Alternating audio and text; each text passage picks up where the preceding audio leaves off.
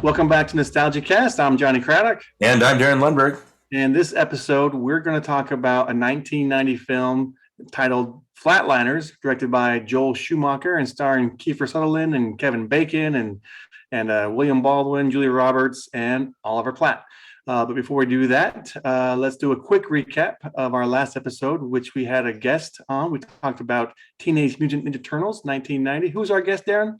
Kevin Brackett of Real Spoilers. Again, another guy that, he'll laugh when I say this, but a titan of podcasting. Real Spoilers has like 700 episodes, just him and his compatriots that they do. And again, very fun show, very just, casual. And just like we talked about, he just sitting around after a movie like we used to do, sit around and go to dinner and just chat about the movie. That's the appeal and the feel of Real Spoilers. So again, if you haven't checked it out, anybody listening to this, please listen to that. There's more of a chance you'll listen to them than listen to us. But if by chance it's the other way around, please give them a shot. Again, he brought Ninja Turtles to our attention. It's a movie that's been in our wheelhouse. It's been in our banner. I wanted to kind of tackle that one, get it out of the way. And having him as a guest and having him be attached to the Ninja Turtles as an IP and as a movie, that was fun. He had a lot of good info and a good heart that he brought to our conversation. A great history of the movie and how it was made and what they were able to accomplish. So that was really... Yeah, I think that ended up inspiring you a lot. I mean, you talked a lot about how that was an inspirational story. Yeah, I mean, I really appreciate that. I always joke that one of my many talents is spotting people with talent, and so I always kind of like latch onto that. When someone has an idea or they run with it and they have success with it, I admire that and I respect that. Yeah, and so Eastman and Laird, they had something with Ninja Turtles. It did spin into a franchise. It is something that's still talked about today, and remade his terrible Michael Bay movies, that kind of thing. So, that's our target audience for Ninja Turtles that just ran by. But I think even though I don't know if the Turtles are fit for live action, I like the cartoon. I like the Turtles, the comic book. But as far as movies go, I think, even though you could do it better, just don't. You know what I mean? They've tried and it hasn't worked. And how did you come down on the movie? Well, I know I talked about how I had issues with the movie. There were things I didn't like about the acting and some of the, filmmaking issues. But, right. it was great for what it was, and it accomplished a lot, and it made a mark. And so I appreciate that. Yeah, so absolutely. So again, great conversation with Kevin Brackett. I'm glad he's a friend and glad he was able to bring his knowledge to our episode and make us look a lot brighter than we probably are. So we'll leave that cock behind us. And what movie again we're talking about? Released the same year, right? Flatliners. Yeah, 2 years, 2 episodes in a row. We're talking about 1990 film, so that's great. Yeah. This one's going to be Flatliners, Joel Schumacher film. But before we talk about it, let's go ahead and watch the trailer. Today's a good day to die. Flatline. 30 seconds to go. Can you recall any specific emotion or sensation? No, but there's something out there. We're running out of time. 300, clear. Nothing. Your heart, go again. Clear. Nothing, I can't hear anything. Come on, Nelson. Breathe. We lost him. No! Welcome back, man. I'm going next. 2 minutes. 2:10. Was there anything negative about your experience? This is too weird. We've experienced death. Now, somehow we brought our sins back physically. That is not hallucination, and it is not possible.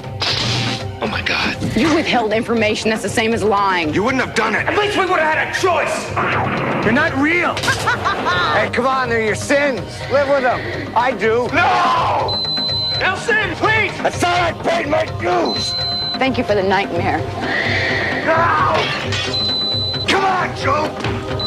Starting CPR. 1,000, 2,000.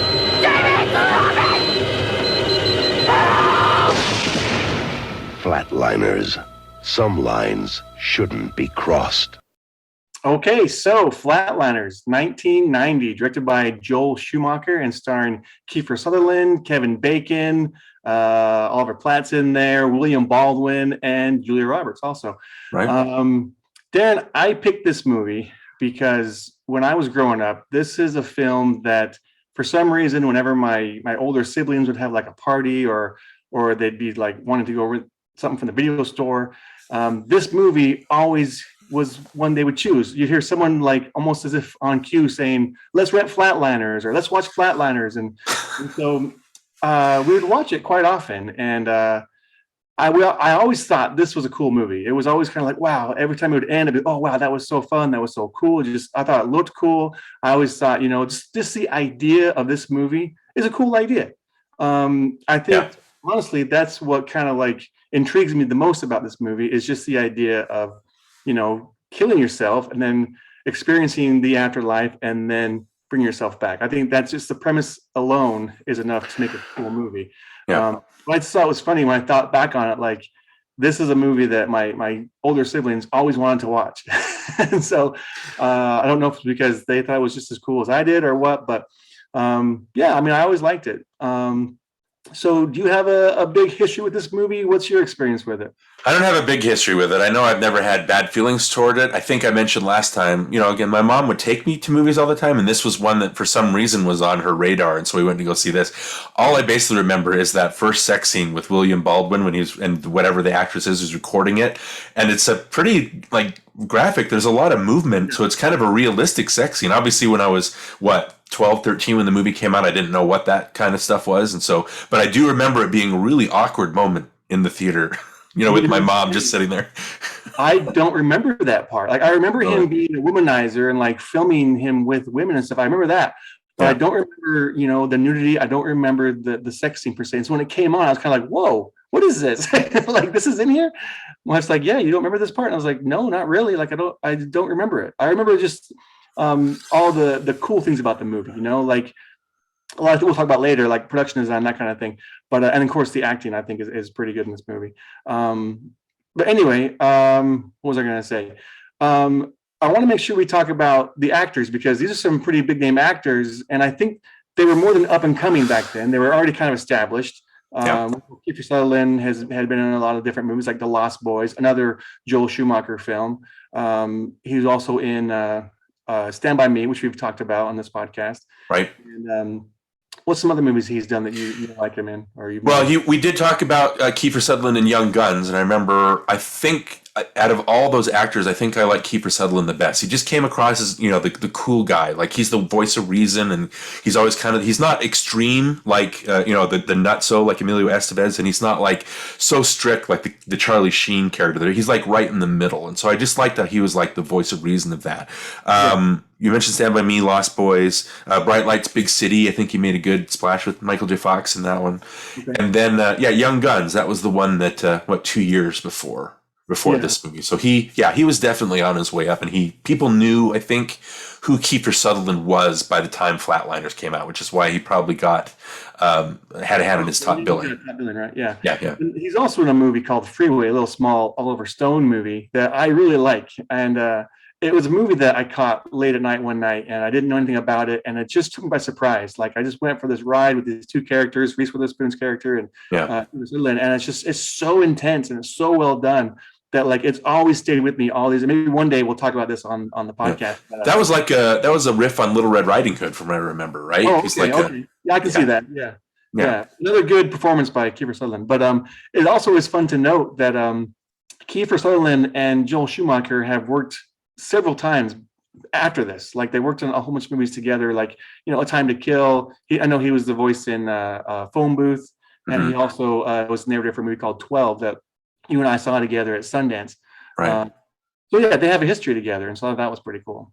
Yeah, obviously directors have, I don't know if Kiefer Sutherland is necessarily Joel Schumacher's muse, but you have a good rapport and you have a good working relationship with an actor, you want to redo that. And I think Kiefer Sutherland, there was a point, sometimes his acting's a little obvious, like when you have tight close-ups of him, you can tell sometimes that he's acting. I turned to Elizabeth and I said, I like Kiefer Sutherland as a presence. I just like him. I've always liked him. He commands the screen. And even though, like I said, he's a little too much sometimes, I think he's still a good presence.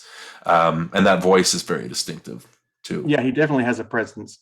So let's talk about Kevin Bacon, since you mentioned him. I think it's funny that they talk about him being a mountain climber and everything, and he does rappel out of the window and all that stuff. But one thing I want to mention about this whole movie as a whole is they don't really delve too deeply into these characters before they get started with the whole plot of the movie. Usually you'll have moments where you get to know the character, you kind of get with them, you kind of can relate to what they're going through, or you find a way to want to root for them, With this movie, it just jumps right into it. The first thing Kiefer says to Kevin Bacon or Julia Roberts is, "Hey, you're going to come tonight?"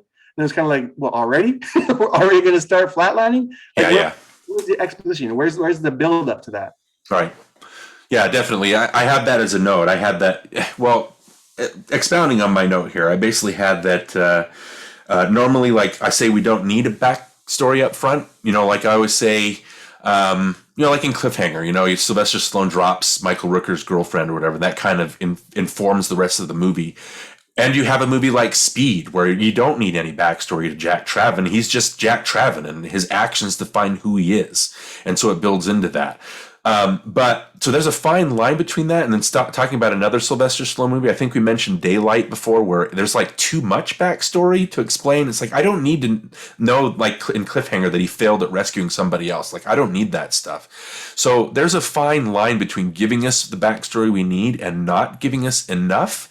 And I thought this time I just needed some backstory, because I was like, oh, just like you thought, I was like, oh, we're already here. Like, I have no context for how these kids met each other. I don't really buy them as friends. And again, they come across as barely knowing each other. Like, maybe the Nelson character just kind of latched onto them and thought, I could use these guys and they're good in their field or whatever. But yeah, just like you said, it was hard to empathize with what Nelson was doing, because like, why does he want to do this? I mean, they talk about it a couple times, and he's just like, well, I just want to find out what's before, like what happens, or not before, what happens after. And so that's his.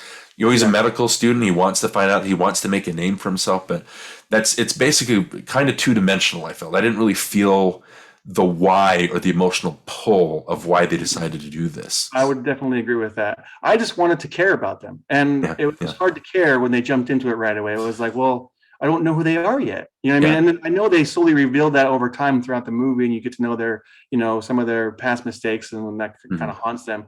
But it was still kind of like, I just wanted to care more. And I had been caring about these characters, even though I love the actors. Right. I think the thing with Kevin Bacon, he does the, what is his name? The Labratio. He gets the most backstory, because you have that. One of the first things that I wrote is that first scene with him, like trying to save that patient when he's not supposed to.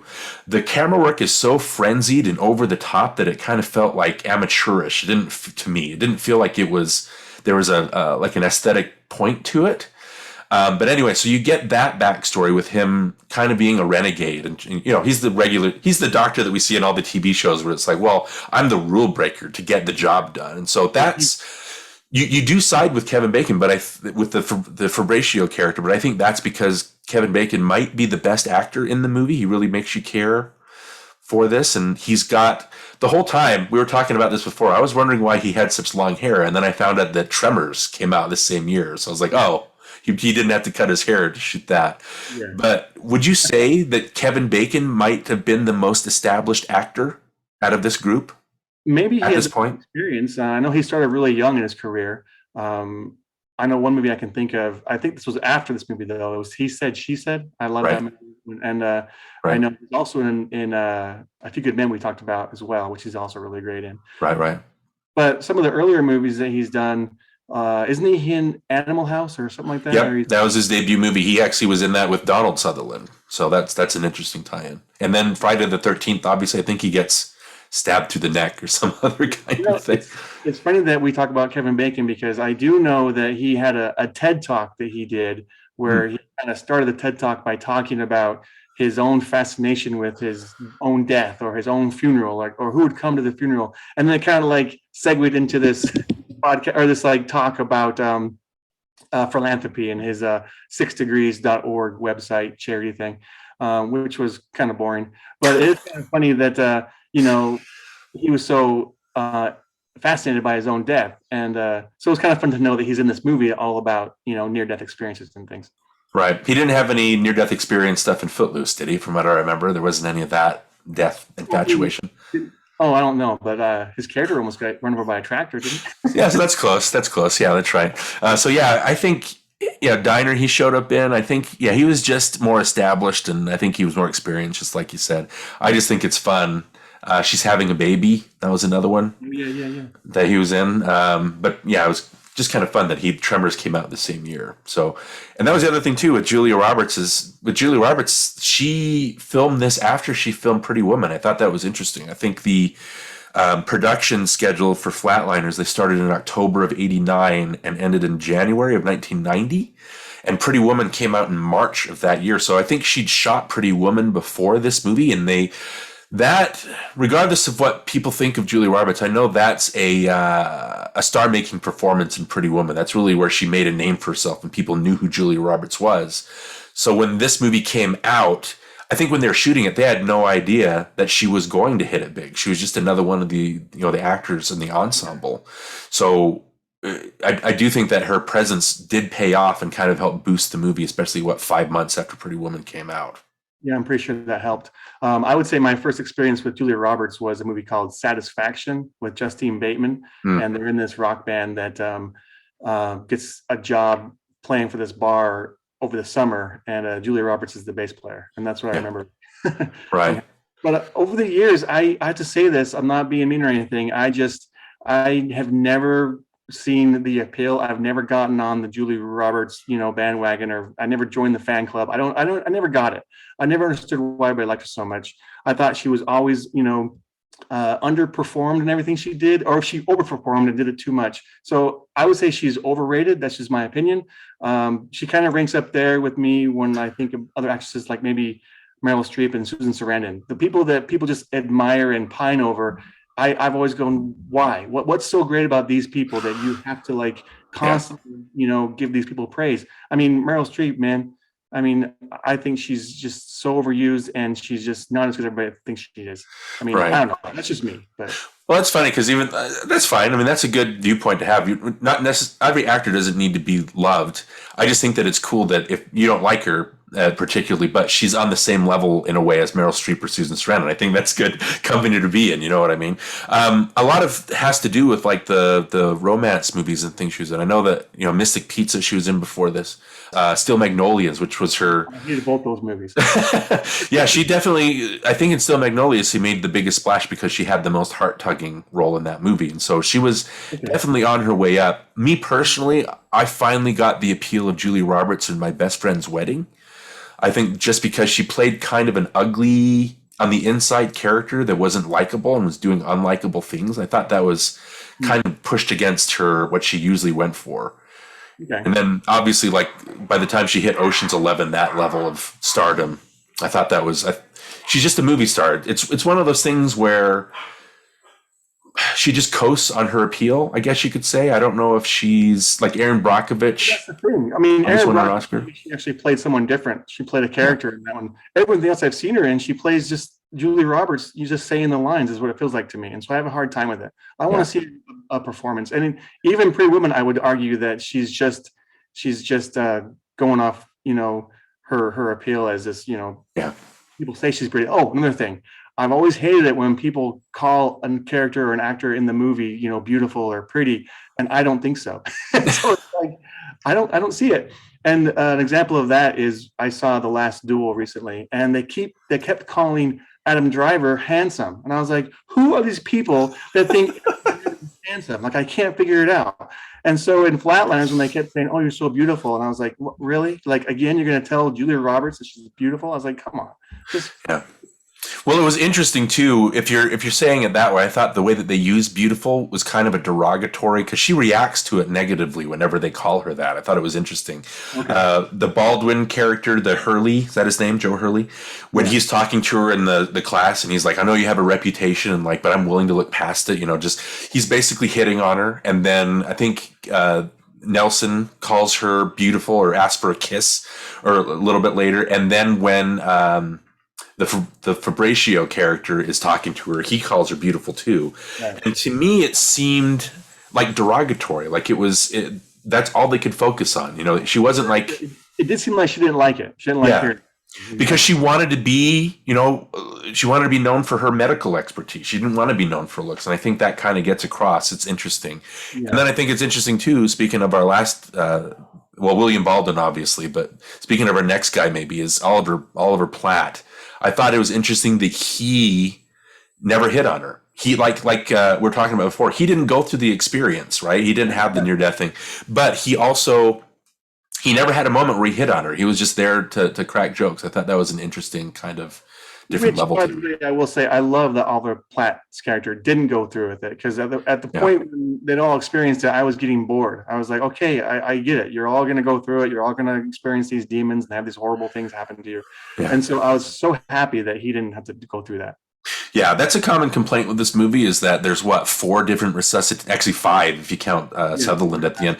There's so many resuscitations and it's the same scene played out every time. Like they go longer than how long they're supposed to go under, and then they try different methods to get him back, and it's almost like they lose him, stuff like that. So by the time that the Roberts character goes under, it's like, yeah, she's going to come back. Like, there's no suspense there because it's worn out. You know what I mean?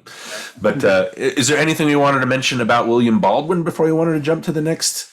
Well, I actually worked with William Baldwin on a movie called Humble Pie that was shot in American Fork. It was actually funny. It was actually titled American Fork when we first started shooting it. Okay, and then that's original. Yeah, they changed the title to Humble Pie, which I think is a pretty good title.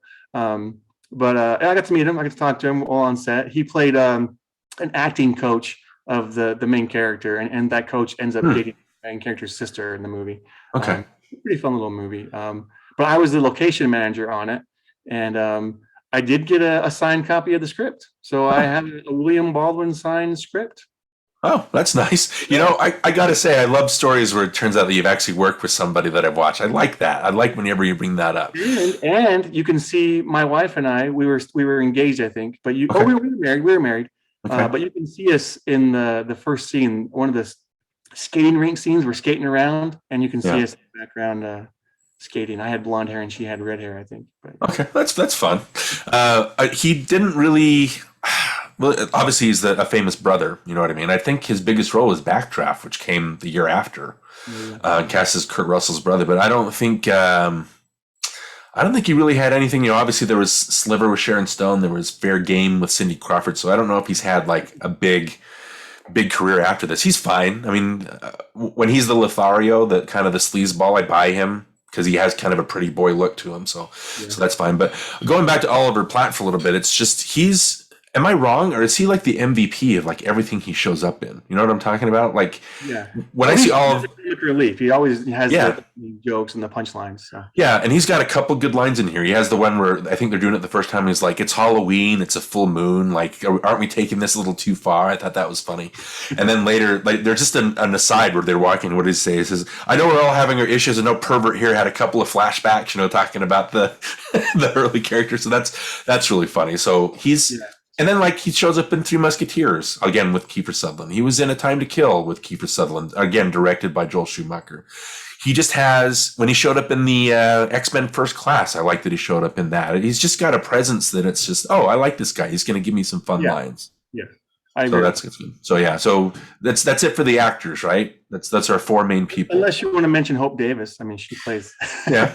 That was her first movie. She had like, 2 scenes. Beth Grant is in. I thought that was interesting because Jan de Bont did the cinematography for this. And I noticed that. Yeah. Yeah. So he went on and directed her in Speed. And then again, she showed up later in Time to Kill. I think she was Kiefer's mom or something like that. Yeah, she was, I guess so, yeah, but I guess the mom of the son that had been shot, yeah. Right. So it's kind of fun just watching the movie and saying, Joel Schumacher worked with Julie Roberts again and Dying Young, or he worked with Kiefer Sutherland in The Lost Boys, and they're working with him again in Phone Booth and A Time to Kill, and with Oliver Platt again. I thought that was really neat kind of connections. Well, I think what happens is when you're on set and you're making the movie and you're developing these relationships and you're going through the experience, you bond with these people. You have a bonding experience. So then you want to do it again with them. So when you have success, you want to do it again. And so I see that's why, M. Night Shyamalan Ding Dong works with Bruce Willis all the time. Because they have that rapport. And then working with and have that good chemistry. I think that's why Joel Schumacher went and did Dying Young with Julia Roberts. I think she got him hired on just because we'll talk about that maybe some other time, but that's why he went and did that movie. And so, it's just the relationships that kind of pay off. In later films that they do. So okay, cool. Well, I wanted to talk about the production design mainly because it was so grand. They filmed a lot of the stuff in these big cathedrals, and they had like this goth look to it. And one thing that I noticed right away was how much smoke there was in the movie. There was like everything was smoking. It was like, again, there's a smoke machine behind that door. There's a smoke machine over there. They're walking in an alley and you see it, smoke flying through the air. They walk through a cloud of smoke. So I thought, first of all, what's the reason for that? Maybe there's a reason for it. But the second thing I noticed was just the use of colored lights and how lights would change color. Like sometimes I think they were assigned to a certain character. Like I think Julia Roberts had red assigned to her when she was giving her flashbacks and her experience. And then you had blue with Nelson and his stuff. And I think Hurley had black and white. All his stuff was, right. Yeah, especially the videotapes. Yeah. But it was fun to see the use of color, and it was fun to kind of like have, you know, these lights. And when color shines through smoke, it looks even cooler. And so again, like I mentioned in the beginning, that this movie just had a cool look to it, and that's why I always really liked the way this movie looked. Yeah, when you read the backstory, there's not a lot of backstory because I guess like 90s movies, when they just kind of churn these things out, you know, it's just kind of like a machine kind of thing. But Schumacher, I think when he set out to make the movie, he wanted to make it like unlike anything people had ever seen. He wanted it to be, I think he talked with Jan de Bont about when he presented him with the screenplay. Who wrote the screenplay? Peter Filardi, I think. When he presented Jan de Bont with the screenplay, he said, "Look, this is one of the most uncinematic screenplays you'll ever read. It's just people on a guy on a table and people looking down at him. So we got to figure out a way to shoot this." And I think Jan de Bont decided that he wanted to shoot it like an action movie, just with quick edits and making it like really dynamic and things like that. There were some cool moments with this cinematography. Like I remember it was whose flashback was it? It was Kevin Bacon's character's flashback when he's at the school playground, and it's like the camera's flowing through flowing through the jump rope and then going to where he's picking on the little girl. Right. And it was like, that was interesting to look at. And then, you know, the going by the fence. And then there's also a moment too where Kiefer Sutherland's waiting in the truck for Kevin Bacon to come back out, and you kind of get the idea that the camera is the Billy character that Kiefer picked on when he was a kid. Right. And the camera does these cool these movements as it's kind of like approaching the truck. But then, I know you probably noticed this, as soon as the camera went around the front of the truck, you see the cameraman's shadow. I don't know if you saw that or not. Yeah, when you get showy like that and really quick, sometimes that stuff shows through. That's fine. Yeah, so, whatever.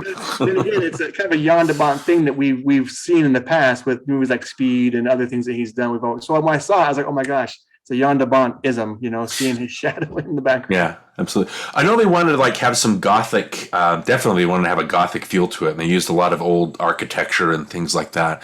And, you know, you read any review, and this is a whole Joe Schumacher thing. Let's talk about him for a little bit. I know it's sad because all people really know him from are the Batman movies, which are obviously not the high points of anybody's career, but they do kind of fit inside his career trajectory. If you look at Flatliners, there's a shot, you know, when the Nelson character, they bring him back and they leave him outside while they go and get treats or whatever from the gas station. And he's outside and there's the shot, like it's neon, and you have a shot of all the faces on the wall. And it's a very striking shot. And all I could think was this shot could be lifted and stuck right in the middle of Batman Forever, and it would fit completely. Yeah, my wife noticed that shot. She pointed it out when she saw it. Yeah, so if you watch Flatliners, the way that it looks, and again, there's no reason for them to go to that church or the abandoned medical building. It looks like an abandoned cathedral. Like there's no reason for them to do that. Technically, they should just go to a wing of a hospital, but that's not visually interesting. Right. And I think the aesthetic, the thing that I liked about the movie, we'll talk about the stuff that I didn't like, but obviously, but the thing that I really liked about the movie, that aesthetic, and like you talked about the look, it is unique and it's very Joel Schumacher. There is a lot of smoke. There is a lot of neon.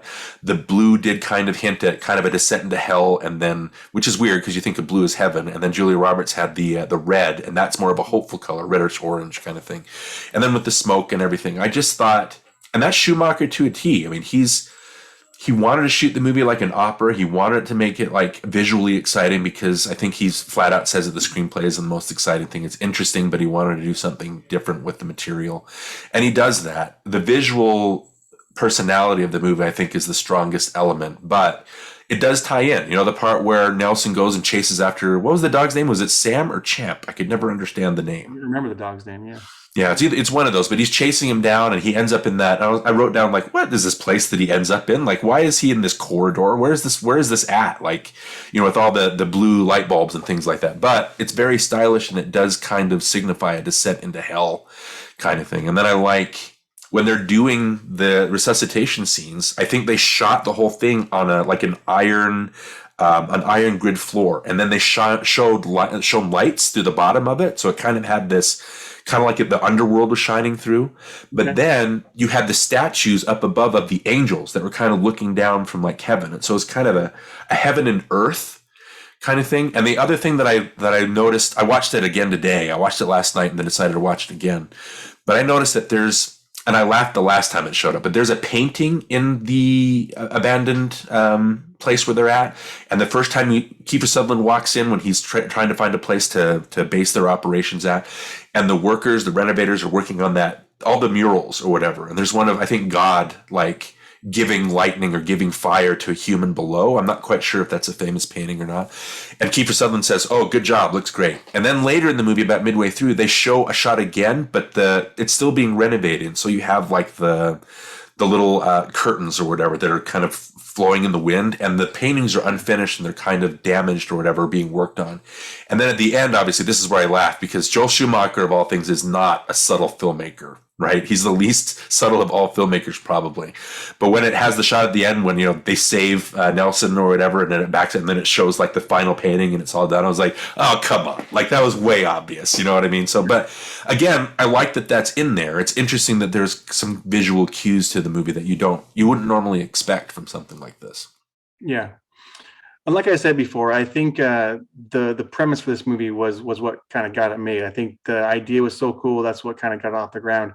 I wouldn't say the script's the most amazing script in the world, but I think it's a good idea. And so it made for a good idea for a movie. But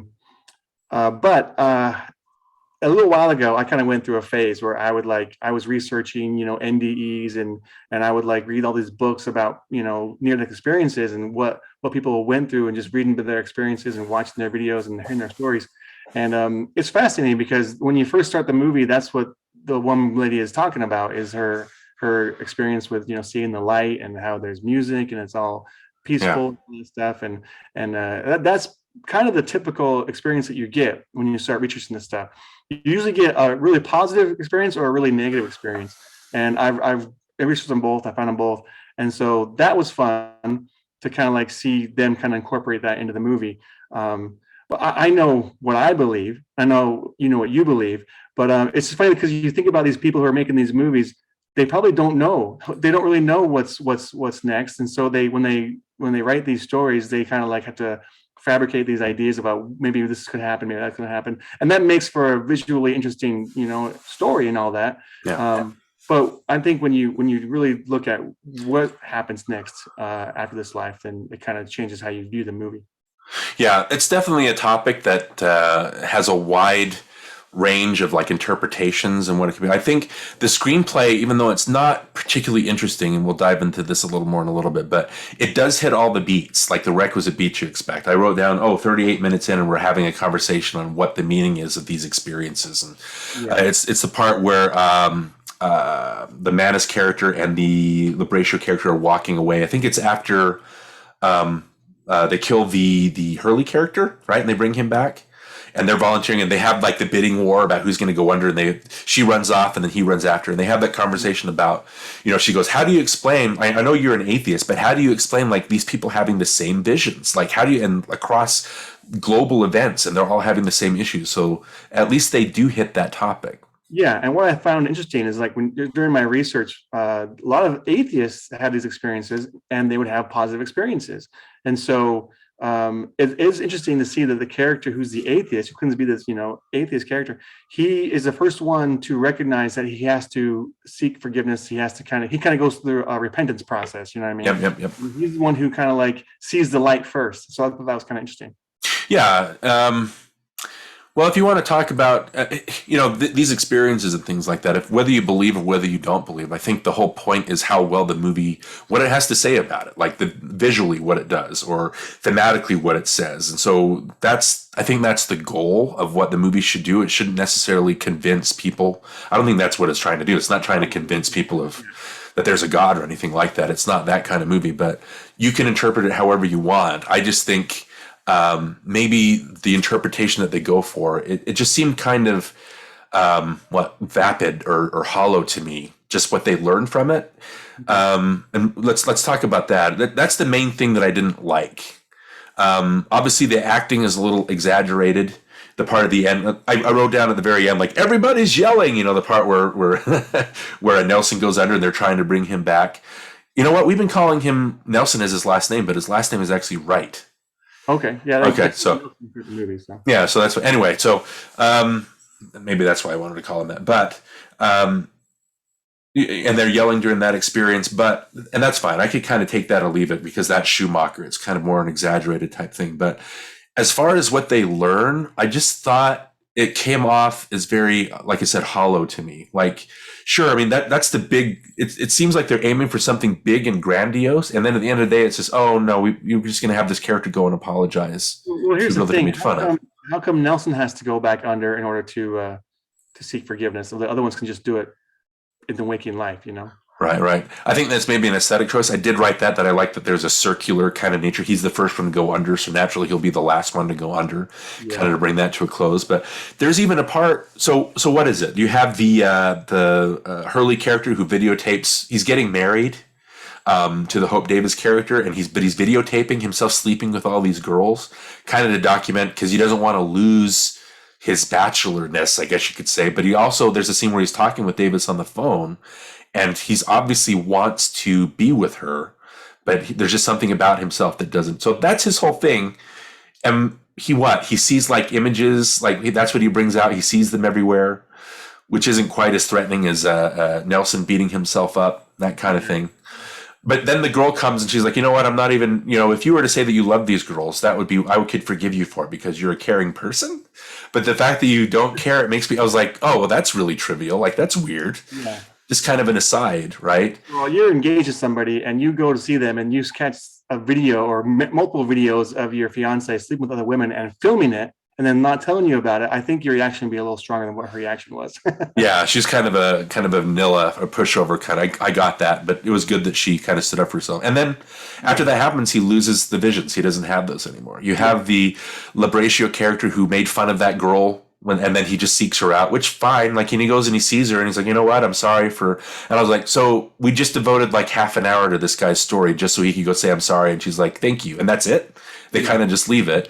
And then the Julia Roberts character, this is the part that I thought was really funny. It's just, and I'm not sure if it's the Schumacherism or if it's just the soap opera-ness of the script, but she keeps having these flashbacks to her dad doing something in the bathroom, and then obviously he kills himself, and there's something that she's carrying with her. I thought it was funny, first of all, that there's none of that. You get none of that. They keep asking her what she has to do with that. And then there's one shot of her drying her hair, and then she looks over and there's a picture of her dad. And then when she goes under, it's the dad. I was like, so is that just to like get us ready for that scene? That was weird. But then at the end, when she goes back and she keeps having visions, she just finds that he's doing drugs.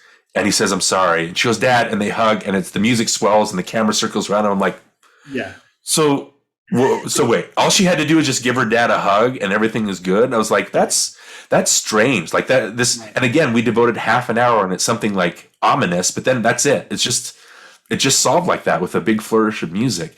Yeah. And I like that the Sutherland character, I like that he has that scene where it's like, oh, you had to go apologize to a girl, like, oh, you're seeing ghost visions of your dad, oh, what, like you got caught with your videotape down or something like that. I'm like, that's funny that he's pointing out how trivial all these people's like stories are. Yeah. So, and then there's the question of when they go under, how cinematic is it? It seemed to me that when Nelson goes under for the first time and it goes through like the fields or whatever, and it has the Kayana music, the Philip Glass music that's going for it, seems like. And or later when Labratio goes under, and he imagines like mountains, stuff like that. I'm like, is this a travelogue? Like, I don't think visually the otherworldly sequences were less interesting than the worldly sequences. I would agree with that. Yep. Yeah, it was just very strange. I thought that all that stuff kind of trivialized the notion. The movie's trying to ask big questions of what it is to be human or what life is afterwards. And all they really experience is these little teeny things from their childhood. Even Labratio says about Nelson, he's like, why does he think he needs to die for this? He was a kid. Like, he didn't know. Like, why does he have to atone for these things? And it's just like you said, why does he have to be the one to go back under? Yeah. Maybe that's just the thing that he needed. I don't know. I just thought that a hole in the story. Yeah, a lot of it was just for the notion or the ideas that they were going for. I just thought it was very trivial the way that they dealt with them. It's a good idea, but I just thought that if you're, I don't know. Again, I'm not a coulda, woulda, shoulda kind of person, but the way that Schumacher shoots the worldly sequence is very stylistic, doesn't quite match up with the traumas that they've gone through. It's just very ordinary traumas. I don't know if that makes sense. If he'd shot it more normal and less stylistic, it might have worked better, but it's just weird that the otherworldly sequences in a movie about or otherworldly subjects is the least interesting part of the movie. Yeah, that's interesting. One thing that I caught when Julia Roberts' character's father commits suicide is that there's a bullet hole in the windshield, in the front windshield of the truck or car, whatever it is. So I was like, how did he do that? Like, how did he shoot himself and manage to get the bullet hole to explode out the front window? Yeah. So that was kind of like a little problem that I saw. Right. Well, I think that's more of a stylistic choice over. I mean, it's less interesting to show the bullet hole through the back of the back window. You know what I mean, or a side window. It's more dramatic. But yeah, you're right. But even a side shattered window, you would make more sense because right. In a car when you do it, you're not going to. I don't know how he had the gun. How did he point himself to? He turned the other way. Yeah, it's just. I think they just maybe looked at it and did think that, like, well, it would be more interesting if we just had the hole in the front. So I guess that's all I wanted. Did you want to mention the music at all, or what do you think about the music? Well, let's see. With the music, James Newton Howard did the score for it. Sorry again about the train going by, but should I be pointing out the train? Like, I don't know if anybody's actually hearing the train. Maybe I should just stop that and just ignore it. Anyway, so James Newton Howard did the music. I thought like his end.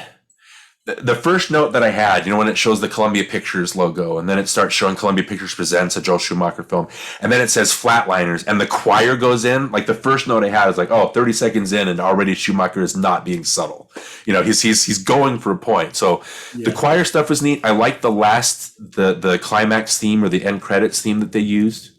And the funniest part, though, was when the Nelson character first dies and they bring him back, and there's like a montage, like a St. Elmo's Fire type score where there's no sound and they're like lugging him from their base of operations to the truck. And then they're all sitting around just laughing and stuff like that. The way that the music was, I thought it seemed very 80s, even though this is a 1990 movie. Yeah.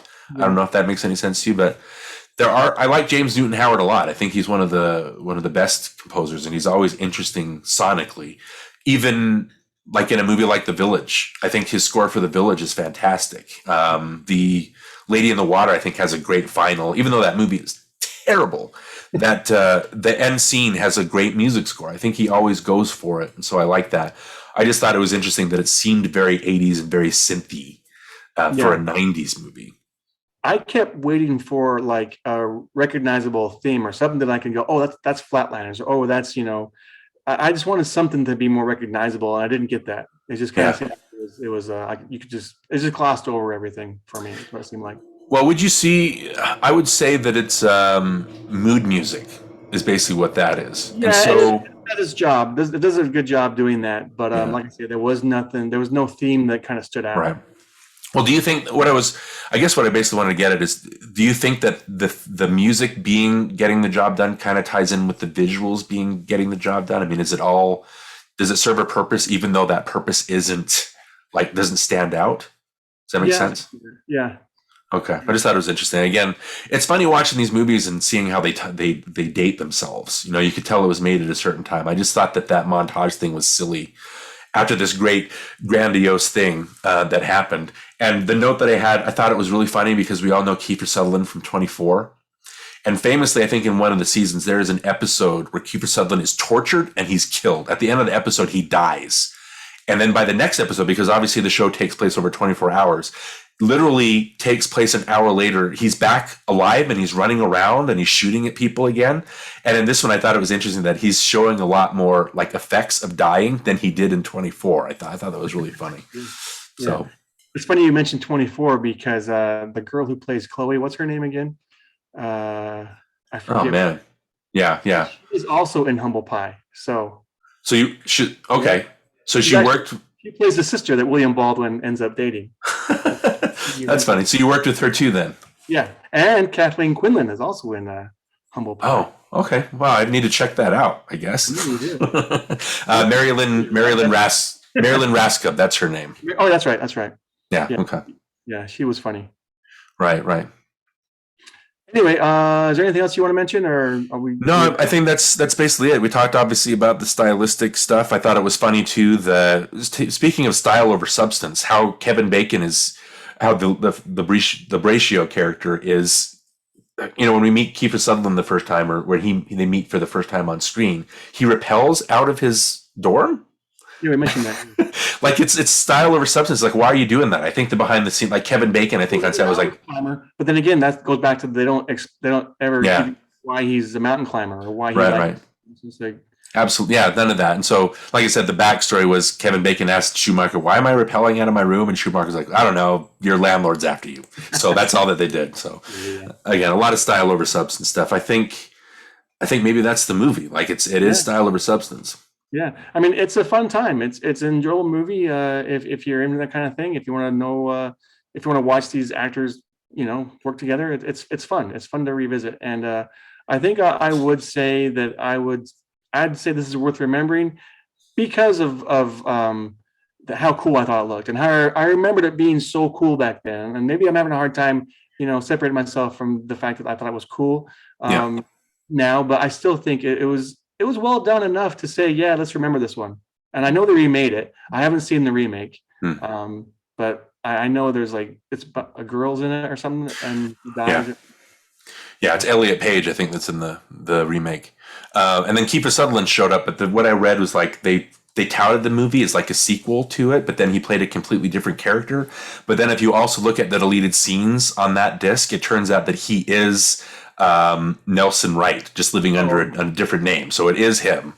But yeah, so I haven't seen it either. Again, when we talked about Footloose, and I think you watched the remake, or at least a little bit of it. I'm just not interested in that stuff anymore. Trying to check out why they would redo it. Obviously, so my point of view is, again, I hate doing this. I hate being coming in the middle, but especially when there's a remake of something, I think that it looks cool. Like you said, I think Schumacher has a style. We talked last week with Kevin and Ninja Turtles about the video game aesthetic of it, and whether that was present in Ninja Turtles.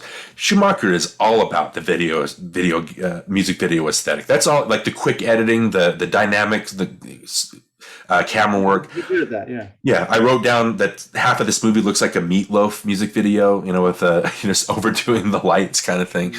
So as far as the stylistic thing goes, it's like, why would you? That was its personality. That's its claim to fame. It's the Schumacherness of it. Yeah, that's the stamp. So why would you remake it and not have that? But I don't know. I just found that if you're going to go for something, that's a pretty weighty topic, life after death. If you're going to try and tackle it, I think there has to be a better way than, I just made fun of a girl one time and I have to go apologize to her. I think that's it doesn't fit with the grand scheme of what they're trying. You know what I mean? Yeah. I don't know if they were, to me, it comes off as a very weighty, serious topic. And if you're going to do that, you got to do something more interesting stylistically and story-wise with it than what they did here. It just seemed very trivial and silly and soap opera-ish. And it's like, well, the ideas are cool, but there's no real payoff. And I think that's maybe my problem with a lot of Schumacher stuff, is he does have a style, but sometimes the style isn't matched by the substance. And that's where I think I find it lacking. So as far as remakes go, why would you remake it and not have the Schumacher style? But then there are better things and more in-depth and intellectual ideas that you could tackle with this material. Sure. So I think in that way, it's definitely worth remaking. Okay. Great. Yeah. All right. Well, I was thinking about our outro topic, and I thought it'd be fun if I were to name my favorite or my best top 3 Joel Schumacher films, and then I gave you the assignment of choosing the worst. What you think is his bottom 3 movies? Oh man, there might be more than 3. Yeah, that's fun. Let's do that instead of our top Schumacher movies. Yeah, instead of the top ones, let's do that. That sounds fun. All right, let's do that. Don't do any more. I did not come to medical school to murder my classmates, no matter how deranged they might be. Flatline. All right, welcome back. That was kind of fun talking about that movie, but I know we talked about our outro topic, and this was a fun idea I had to maybe I talk about his best movies, you talk about his worst movies, so I can do one and you can do one. We can kind of go back and forth and kind of see how he's done throughout his film career. It's the balance that we're going for. The balance is what we're for sure. We want to be realistic. Yeah. So I talked about it in the episode, and I think this is an easy pick as far as I think what his best film is. And you and I saw this together in the film, and we had an amazing experience when we saw it. And I remember we went to Dairy Queen afterwards, and we just like talked for like hours about what we experienced. And this was a movie, A Time to Kill. Also has Kiefer Southerland in it. Also has Oliver Platt, who are both the Flatliners. And so A Time to Kill, just a really well-made movie, mainly an actor's movie. A great script, by the way, but also Matthew McConaughey as the title role in this movie was just he was phenomenal in this movie, and that's what kind of put him on the map.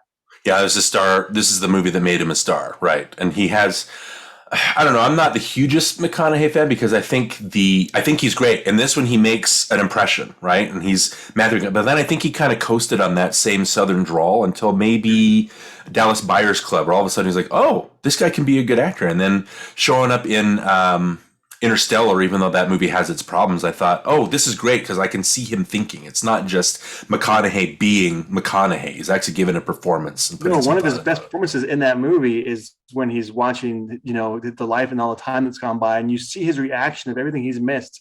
Yeah. His performance in that scene alone it was awesome. Yeah, so he's great in that. And A Time to Kill, it fits. I think John Grisham is very. He's a popcorn. He's a summer beach read author, right? That's what he became famous for. His books aren't particularly that deep. I'm not a fan of Grisham because I don't think he knows how to end a story.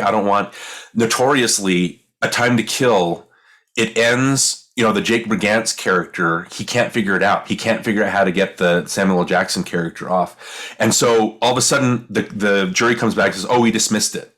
And it turns out that a jury member gave a speech that Matthew McConaughey gives in the movie, gave a speech that got the character off. And so it's like, why are we spending time with this Jake Brigance character in the book just to find out that he can't solve the problem? Yeah. And it's the same thing with The Firm, and the same thing with The Client, the same thing with The Pelican Brief. They can't really solve their way, and so they run away. And so I'm like, I don't know, I can't sit through a book and just have the character not solve anything. Right. So what I mean is summer beach read is very popcorn stuff. And I think Schumacher is a good fit for that. It's not particularly deep. It does talk about things, and it is over the top. I don't think there's a moment where characters are not covered in sweat. They're not Vaselined up in that movie. Yeah.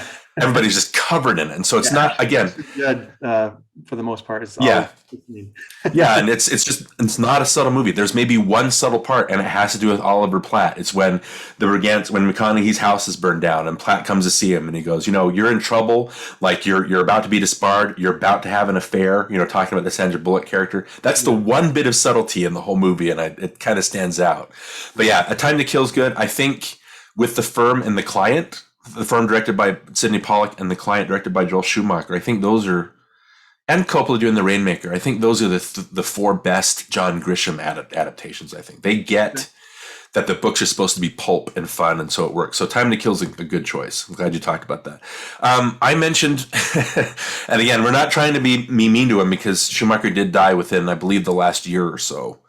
And the thing with Schumacher is it's sad that all he's known for is the Batman movies. People don't talk about the other movie, the quality movies that he's done. I've seen The Lost Boys be talked about a lot, but they always focus on Batman. And so I could have chosen Batman and Robin as one of his worst, and it's not a good movie, but it's not as bad as I once thought it was. There have been worse Batman movies made since then, so I'm not going to pick that. So I talked my first choice. And again, I'm not going to pick it because number one, everybody talks about it, and number two, I'm just going to mention that everybody talk. It's just fun it is fun to talk about. So I want to at least mention that. But the first movie I do want to talk about, I mentioned it during the episode, is Dying Young. Okay. Have you seen Dying Young? Yeah, I've seen it. It's a movie he did right after Flatliners, and if you're not a fan of Julia Roberts, boy, I hated Dying Young. I hated it. It's just so maudlin and it's just so dull. The Campbell Scott character is just so monotone all through the movie, and for a Schumacher movie, it's not stylish. Like, it's funny because the most easy comparison you can make to Dying Young, obviously it's about she's a nurse and she takes care of Campbell Scott, who's dying of cancer. The closest comparison is Love Story with Ryan O'Neal and Ali McGraw. And it made in the 70s. That one is just schmaltz and soap opera, but it works because they push into the soap opera-ness of it. For a Schumacher movie to be dull and be like TV movie of the weekish and not have any style it's Doesn't just bring in his own isms to the table on it's that one. just a slog. It's a hard movie to get into. I know some people like it because it's romantic or whatever, but it's just, it doesn't work. It's hard to sit through. Yeah, it's really boring. Right. So that's my not his worst, but one of his worst. I don't think I've had these categorized, but that is one of his bottom 3 movies for me. Okay. Well, for my next pick, I was going to pick Flatliners, but I kind of want to stay away from that. So I'm going to go ahead and say The Lost Boys is one of his best. Okay. And only because, again, it's just a fun movie, and there's a lot of good things about it that I like. It's always a good time watching that movie. Again, Kiefer Southerland's in there, and he's great, and Alex Winter's in there, and of course Corey Feldman and Corey Haim, they're in there as well. Right. The Hope and Crosby of the 80s. Yeah. Well, do you have a strong connection to Lost Boys? Is that another movie that you used to watch with your family? Yeah, we watched it a lot. Maybe not quite as strong connection as other movies, but it is a movie that we watch quite often. Yeah. Okay. Well, like I said, it's a movie that has been popping up again, kind of getting a resurgence. I think it's fine. It's like a music video vampire movie. I don't think there's anything fantastic about it. I just think it works for what it is. You know what I mean? And so has a good soundtrack, obviously. I don't have anything negative to say about Lost Boys. So yeah, that's a good pick. So my second one, again, I mentioned in the episode that Schumacher is more style over substance. Like, he can give us good style, but as far as delving into the topic that he's going for, it doesn't quite work. Did you ever see 8mm with Nicolas Cage? I have seen that, yeah. For a movie about snuff films and about pornography and all that stuff that's just really ugly, it doesn't seem to understand how ugly all that is. It seems to play it, and it's written by Andrew Kevin Walker, who wrote Seven. I think that's another example of, you need a good director to pull off a bad script. You know what I mean? The Seven script it's like a B movie, I think. But Fincher, I think, brings a lot to Seven that really makes it work. Yeah, he definitely does, yeah. And this screenplay it's worse than Seven. I'm not saying Seven's bad. B movies are fine. I'm just saying that it's not. Fincher elevates it. Schumacher can't elevate this script. It's like, it thinks that it's bad, but it doesn't delve deep enough into it. It's just kind of surface level popcorn video game-ish, like a attack on snuff film. So I don't think it works. Like, it tries to be ugly, but it comes off as more like trivial, like Flatliners kind of does. Yeah, I remember not liking it. Yeah. So that's all that. And again, Nicolas Cage is a private investigator. It's a normal performance for him. He goes and he kills a bunch of people because they kill a little girl, and that makes it okay because he cared for the girl. It's just weird. It doesn't work. So 8mm is another. It's an ugly movie that isn't. I don't know. That's a weird thing to say. It isn't ugly enough about its ugly topic. It doesn't attack it right. Yeah. So that's my number 2. Okay. Well, for the third pick, I'm going to go ahead and pick 12 because you and I saw it at Sundance together, and we got to sit there with Joel Schumacher and be a part of the question answer session and see the process behind how that movie got made and everything about it. And it's a fun movie. It's a smaller movie. It is kind of more acting oriented, and I think Emma Roberts is in there, and I think she does a pretty good job performance in that movie. It's a dark subject about drugs and everything. But it's well made and it's fun to watch. Yeah, there's nothing really groundbreaking about it. It was just, I remember when we saw it in the theater, Joel Schumacher was kind of a running joke because I was still mad about Batman and Robin back then, 10 years or whatever after it's 2010, so that's 13 years. So I was being petty. But the movie was impressive. It was just it told a story, and it wasn't too flashy, and there were no bat nipples in it. Sorry, I told myself I wasn't going to bring up bat nipples because everybody does, but then see, you just can't help it. So yeah, 12 is a good, he can make a good normal movie. But obviously, I think, just kind of slipping this in there, I think Falling Down might be my favorite of his. I was going to pick that one. I like that one a lot. I like that one a lot. As far as one of the best, yeah. Which is weird because we didn't mention it. Michael Douglas actually produced Flatliners. I saw that in the credits, and I forgot to mention it. Yeah, he worked with, I think, Rick Bieber for, Stonebridge Entertainment. I think that's the name of their company. But he produced it. And then Schumacher later, because they were friends, directed him in Falling Down. Tigerland's also a good one, I think. Schumacher's not a terrible director. The aesthetics of Batman Forever, Batman and Robin, they fit a certain type of Batman. You know what I mean?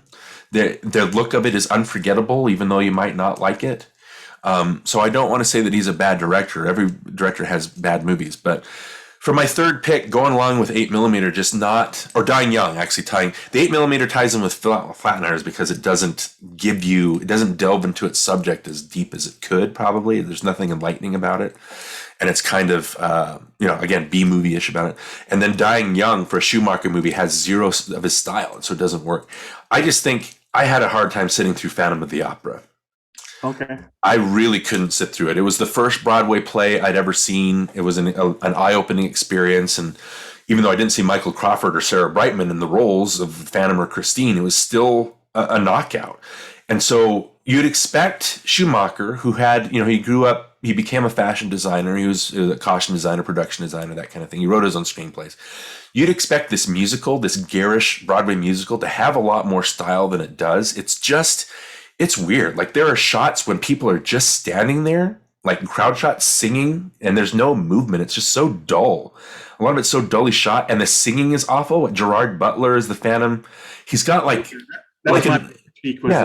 Gerard Butler, yeah. He's got like an eye patch sized thing on his face, and so if he removes that, it's like, well, what's the big deal? Like, I can deal with that. Like, who can't deal with a little scar over his eye? You know what I mean? And he's terrible at singing, and so it doesn't. I don't know. It just doesn't work. And the way that they make the Phantom come off better than the Raoul character, the Patrick Wilson character, I don't know. It's just, you'd expect Schumacher to go full force for it and give a little Batman and Robin to Phantom of the Opera, but he holds back. It's just a weird experience to sit through. That's a good pick. I thought you might pick DC Cab. Oh, well, that was on there for Mr. T, but that's like an innocuous, like 80s movie. Like, whatever. You can write that off. Not a good movie. Yeah. Something Phantom of the Opera size, though, to have it be such a bleh experience. So, but again, Schumacher's not a bad, I don't want to say he's a good stylist. We talked about Flatliners being. When I see his name on a movie, I go, oh, Joel Schumacher. Let's see how this goes. This might be good. You know what I mean? So it kind of like, it piques my interest when I see his name. So he's not bad. Yeah, and again, when he died, it's like, guys, don't bring up the bat nipples again. Like, let's not talk about that. That's not what his career is about. He did make some good movies. Let's focus on those. You know what I mean? It's not just about these two movies that make up your whole history and your whole life. Let's talk about other things. So, right. Anyway, good director, Joel Schumacher. He's missed. All right, sounds good. Well, we're going to have a guest next time, Darin, and this is another repeat offender. We've had him on before. He's a good friend of ours, and so we asked him if he'd want to join us again, and he has chosen the movie The Princess Bride. Okay. So we can have him on and talk about that. His name is Jason Payne.